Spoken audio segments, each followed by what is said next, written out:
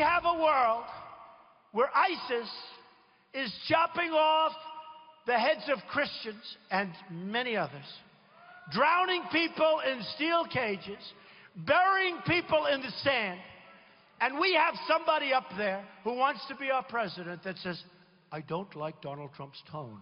They had 8 states, they had 8 countries, they're now in 28 countries. They're expanding. We're going to win with our military, which I said before is very, very depleted. But we're going to build it up, and we're going to make it strong, and we're going to make it powerful, and hopefully we're not going to use it other than to knock the hell out of ISIS. We have no choice. Well, that was Donald Trump out on the campaign trail earlier today discussing ISIS.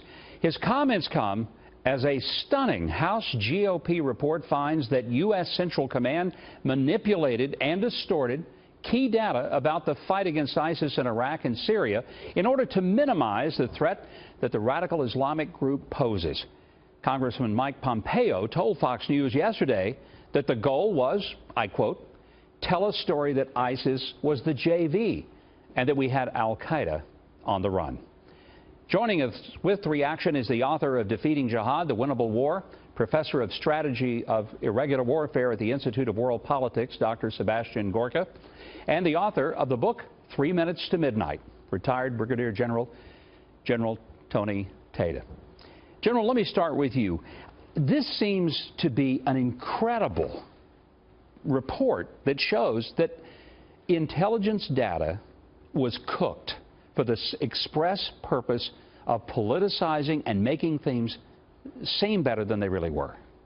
Governor, unfortunately, it's very credible, and it's just the tip of the iceberg. I have very well-placed sources inside this thing that tell me that someone from the Office of the Director of National Intelligence, who frequently meets with the President, directed a senior official in Central Command to quit producing products of record, as they're called, that showed negative intelligence that did not fit the narrative of the Obama administration. And so what you have here is a directive from the administration to cook the books. It's not within Central Command alone, and so you get this clashing that has led to this climate that the report, and you know, I've read the entire report, it talks about this toxic climate, and you have majors and lieutenant colonels and sergeants who just want to do the right thing for their country and aren't worried about their report cards. That clashes now with the directed narrative, and they're told not to produce anything that doesn't fit the junior varsity narrative that the president is putting out. And you have people that are being reprised against, that are being retaliated against. To this day, this retaliation is still going on. General, this apparently is a top-down, not a bottom-up type of operation. How far to the top does it go? Does it go to the White House? At whose feet does this land? Well, my sources tell me it goes all the way to the top. And so we're talking the president. I'm talking the commander-in-chief, you know, who wants the junior varsity narrative out there. It's verifiable that the Office of DNI told CENTCOM senior official to do not produce products of record. You got any bad news for me, call me, but don't put it on the record.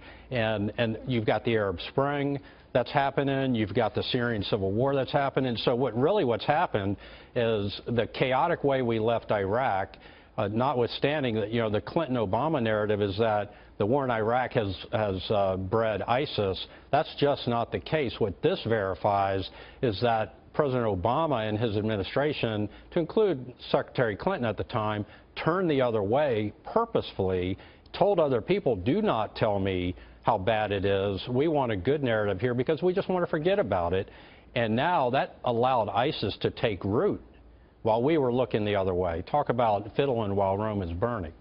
All right, Dr. Gorka, this is like a golfer fudging the scorecard, and we know President Obama loves to play golf, but this is a dangerous practice. I mean, does he not endanger people on the battlefield by making up stuff about what our enemies really like?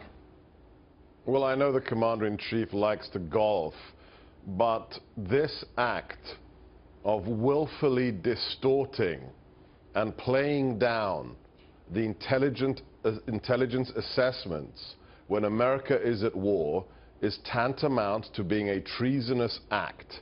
if during World War II somebody had been ordering our intelligence community to water down the assessments of what the Japanese were doing or what Hitler was doing, if that person were found out, they could have been court-martialed and they could have been executed.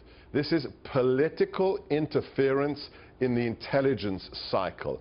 It is absolutely outrageous, and it will endanger American lives. It is clear the administration will brook no information that undermines the narrative that their policies are winning, when at the same time ISIS has become the Godzilla of international jihad.